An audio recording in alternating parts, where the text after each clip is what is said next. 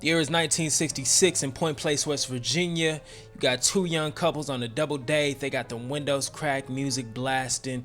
They're just letting their hair down. It's been a long work week and they finally seeing each other. So they cuddled up, whispering sweet nothings.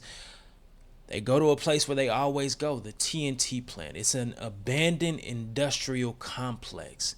It's away from everything. It's where the teenagers go. It's where the young couples go just to get away, where they can finally have some privacy. But this time around, things go a little bit differently. The headlights catch something that startles everyone in the car.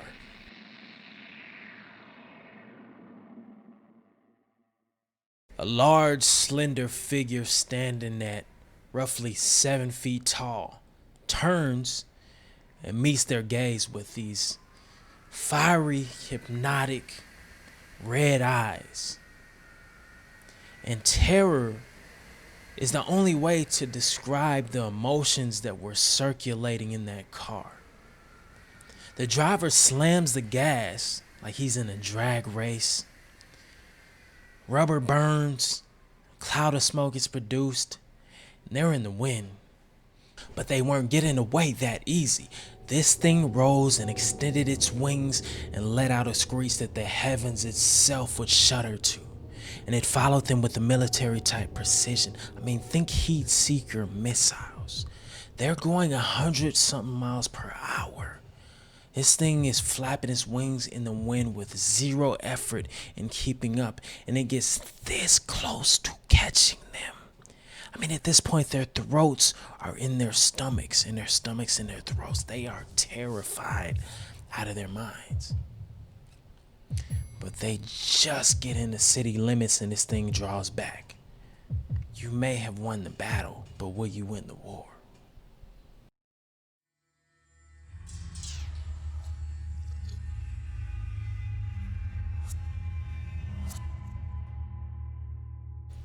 The two couples in the car were beyond panicked. You had Roger and Linda Scarberry, and you had Steve and Mary Millette. And as soon as they got back to town, they did not call the police. They flew to the police station to make a report in person.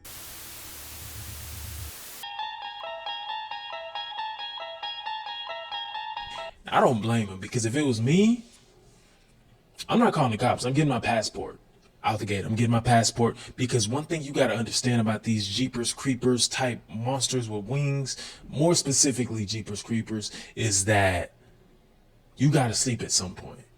And they never stop chasing you. They never stop chasing you. I never seen one victim get away. So when you're sleeping, they're going to be stalking you. They're going to be stalking you, and they're going to eventually get you. I would go to Asia. I would go to Japan. You go overseas, they got to cross that Pacific. They can't fly and then rest on land, fly and then rest on land, because they could do that if you're in Texas and they're in Maryland. Like, if you got the mental fortitude to fly over the Pacific Ocean and the wing dexterity to keep going, okay, I can gracefully bow out. You got me. The sheriff's deputy took the report. They obviously sounded crazy. Imagine saying I saw a 7-foot slender muscular man with red eyes that rose into the air, screeched like a bird, and chased us down. Right? It sounds crazy, but their energy spoke volumes. So sheriff's deputy went back to that same site. They had a look around. They couldn't find a thing. But the story made it to a local journalist's desk that next morning, and that changed everything. Everything changed after that. Couples see man-sized bird, creature, something. This was an article that came out the following day by local journalist Mary Hyre. And as you can see, she had trouble naming it herself because of the absurd nature of it. And within 4 days, this story went national, which in turn made everybody that had similar experiences want to come forward. And we're not just talking about crazy old people doing drugs. We're talking about mailmen. We're talking about firemen. We're talking about store clerks. We're talking about the average layman that lives in Point Pleasant. They felt comfortable enough to come forward. And over the next 13 months, over 100 people came forward with their own stories connected to this thing. To me, it sounds like this thing has gotten a little bit too comfortable. He's just doing whatever he wants to do at this point. And let me tell you, Y'all been bullshitting in West Virginia. because if over 100 people came forward and nobody talking about it, nobody got the guns, nobody coming out with the hound dogs chasing them down, y'all bullshitting. Cause what you gotta think about it too. West Virginia is a place where there's lots of hunters and ain't nobody hunt this thing down. Not only did we have a ton of eyewitness testimonies, we also had another phenomenon happening at that same time. People were reporting to be visited by strange men asking them weird questions and telling them not to say anything, warning them that there will be consequences if any of this gets out. They were the men in the black suits. So with all these national headlines and local headlines highlighting the city of Point Pleasant, Virginia, there's going to be some people who are going to have an obsessive interest in the city because of this strange phenomenon, because of all of these crazy stories. And that's where John Keel comes in. John did not live in Virginia. John was in New York. John was all the way in New York. John was a journalist and John was a writer. Those were his careers, but John also had a large interest in strange phenomena. John traveled to Asia and he studied local legends, he studied local folklore, trying to find the commonalities among them, and he spent years doing that. He's also went to India and he's done research on the yogis, specifically the yogis who claim to have power to walk on fire, levitation abilities, and just things that are taboo when compared to like the traditional Western ideals. So when it came to this, John was not a rookie. This is what John does. So when he first got to the city, he found his liaison, Mary Hyre, and him and Mary worked together for 13 months compiling information, not only from eyewitness testimonies. We're talking about phone calls. We're talking about everything top to bottom. They documented it. So this creature thing was eventually coined as Mothman. And John didn't believe it was an animal, nor did he believe it was a hoax. John actually had a eureka moment where everything that he learned in that 13-month span, everything that was in the dark, eventually surfaced to the light all at once. And it hit him like a ton of bricks. None of these events were random. Nothing was random. None of this was random. It all had a rhyme and reason behind it. And he attributes that to ultra-terrestrials, beings that have been with us, that have been in this realm before we were even here. They just don't share the same reality that we share, and we can only see them if they want to be seen. He believes it was a sign pointing to something that nobody could predict, but he knew it was coming. Something catastrophic is coming. We just don't know what, and we just don't know when. December 15th, 1967. It's rush hour, and the Silver Bridge is filled to the brim with vehicles. I mean, there's no wiggle room.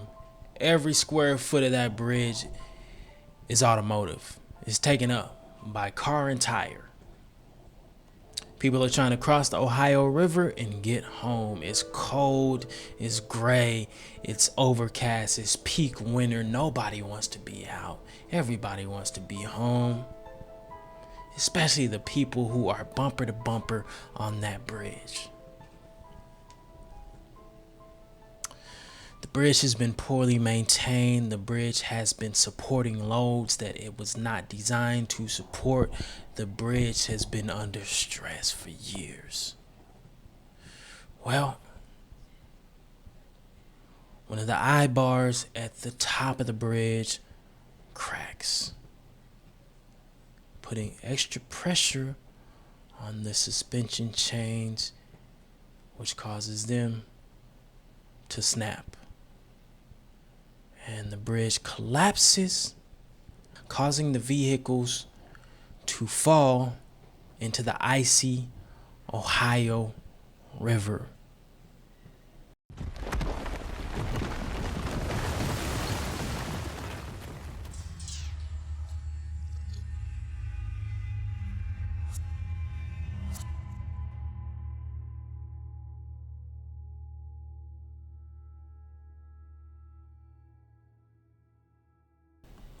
"46 people died.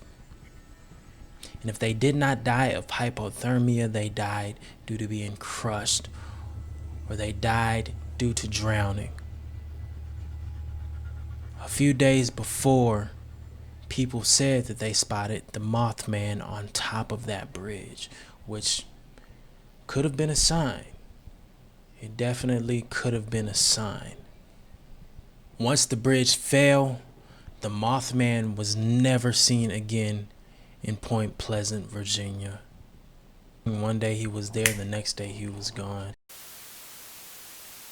Y'all, this case right here is special to me for a couple of reasons. Number one is they had over 100 sightings in the span of 1 year. Like, that's unheard of. And then you think about John Keel's theory too of the ultra terrestrial, that it was all a warning the whole time. Like, nobody was actually harmed. And then when you think about it, when those people were at the empty old industrial plant, they were chased away. They were chased away. It wasn't like this thing did not have the ability to actually catch them. So it's like, maybe it actually was a sign. And then, you also factor in the fact that people said they saw the Mothman on the bridge days before it actually happened. When I put all those things together, especially when I think about the ultra terrestrial thing, it makes me wonder if there is some sort of commonality when you look at other catastrophic events. Was there some sort of omen before it? Was there some sort of sign that people saw that was widespread and was also like some sort of otherworldly being involved in it? Yeah, this one's pretty crazy. And it's just really leaving me with a bunch of questions that's going to be unanswered. Nobody knows the answer to these questions, but it's definitely creepy. It's definitely weird. It's definitely an anomaly.